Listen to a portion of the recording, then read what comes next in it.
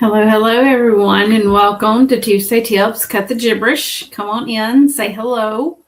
Let me know if you're joining me here live. Say hello. Let me know how your weekend was. I apologize. I know we have been canceling some of our events recently. I've been feeling a little under the weather and had all kind of life events taking place. So, schedule has been all over the place, but we are back. And I am feeling better. Still working on getting to 100%, but I am feeling better. So share with me what you did over your weekend. Mine was very eventful. Had a death in the family, so I had to attend a funeral. Also had to visit someone in the hospital that was having a procedure done. My daughter came home for the weekend, so a lot of that involved her as well. So we were very busy over the weekend. And then by Sunday, I started not feeling very well. So, like I said, I am feeling a whole lot better now. And ready to get everything back on track. So share with me in the comments what you did over the weekend. I would love to hear that. If you are joining me live, say hello. Let me know where you're coming in from. And today we're going to be talking about the importance of building relationships. That's what this community is all about, relationship communications. And one way to build those relationships is through networking, right? So when you are starting to network, you have to be sure to build the relationships that will help you to move your business forward. When you're looking for professionals to connect with, you do not have to look far. Professionals are everywhere. Once you start making the most of your networking efforts, your calendar will fill up quickly. You can gain clients and customers through your networking efforts. I have done this in the past, so I know it works. You do need to build professional relationships and put yourself out there so others will know who you are and what it is that you do. By getting help from others, the people in your network, that makes the process go a lot more quickly. In other words, you're not the only person out there talking about you and your business and what you do. You have others that are also promoting you and your business and what you do. And you do have to introduce yourself and let others know who you are and, what your name, your face, your business, etc., what all that is. And this is where a digital handshake is helpful when you're online. Your digital handshake is the first impression you make in a video call. It's the substitute for a physical shaking of hands if you are meeting face to face. Most importantly, it sets the tone of establishing you as someone who is friendly, professional, and ready to get started. To have a good digital handshake, be sure you pay attention, speak clearly when it's your turn to speak, and look directly into the camera when you are speaking.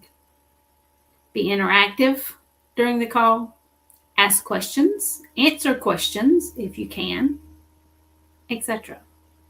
Also, keep yourself on mute when it isn't your turn to talk, so all participants can hear the person speaking clearly. You want to make it easy as possible for others to know about you and your business. So by being clear when you share about your business, you ensure they know who you are and how you can help them or help others. You could also share a testimonial, if possible, to show how you have helped other clients or customers. And it can help build the know, like, and trust factor when meeting someone new. When they know you have succeeded with helping whomever, John Smith, whoever you worked with in the past, and exactly how you helped them or what it was you did for them, it helps them more clearly understand what it is you do and how you can help others. So get really good at describing what you do. By being able to talk about your work with clients and prospects, you'll be able to describe solutions that you can provide to help them in their business or life, whatever it is they're doing, right? You'll want to give this some thought and practice out loud and get good at it. It might seem silly, but believe me, it's worth it. So here are a few things you should not do when you're networking. You do not want to stay silent in the conversation. Make sure you take your turn to speak. You do not want to waste time with unhelpful information. So make sure the information you're sharing is going to be beneficial and helpful to the person you're speaking to. You do not want to ask for a job or work. That's not what networking is all about. We've talked about networking in the past. So you don't want to do that. You just want to let them know who you are and exactly what it is that you do. Okay? And you do not want to fail at your follow-up efforts after the meeting. Right?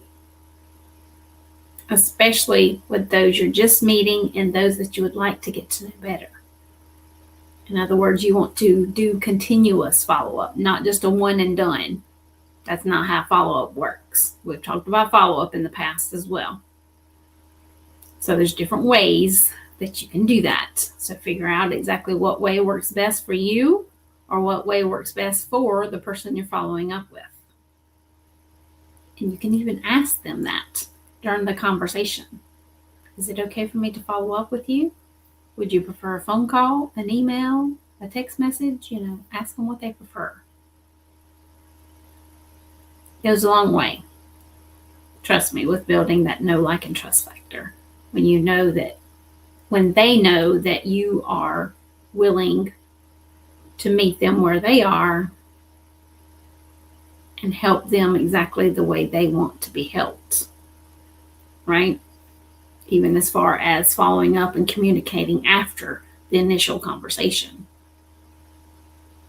Yes, you definitely do want to follow up, but you want to make sure you're doing it in the correct manner for the person you're following up with. Have any questions around this? Let's have a conversation. I'll be happy to talk to you about it. Also want to invite you, if you're not a part of the Relationship Communications community, come on over to Facebook and join. It's a free community to be a part of. And join us for our next networking mixer. It's going to be April 29th at 2 p.m. Eastern Time. So you don't want to miss that. That's a great place to start networking and meeting other people. Just like what we just talked about. Start building those relationships, right? So I hope you'll put this on your calendar, April 29th at 2 p.m. Eastern Time. Come join us and network with us. Also want to invite you for a free training. Actually, it starts tomorrow, the 22nd. My apologies for starting a week later due to me not feeling well, that we did not we're not able to start on the 15th like we originally planned. It's called From Nothing to Networking. It's a 3-day free event. Yes, we were supposed to start last week on the 15th, but due to illness and all kind of life events taking place, we were not able to do so. So we will start this training tomorrow, April 22nd. Again, it is a free training to be a part of. So I hope you'll put it on your calendar. It is at 2 p.m. each day. And there is all kind of things involved. Oh my goodness. There's a workbook. There's homework. There's prizes, bonuses, and so much more. Again, you do not want to miss this. It is a free training to be a part of. However, you do need to sign up for it in order to be invited to the private Facebook group where this will be taking place. So I will post in Relationship Communications Community about the training and the link to actually sign up for the training. Again, it starts tomorrow, April 22nd at 2 p.m. Eastern Time will be part 1. You don't want to miss this. Again, there's a lot involved. There's a workbook, there's homework, there's bonuses, there's prizes, all kinds of things that are included in this free training. So I do hope you'll make a note and sign up to join us for this free training. If you have any questions about anything that I shared today, please do reach out and ask your questions. either under the video, or you can send me a private message, whatever works best for you. Hope everyone has a great week, and I'll see you again soon.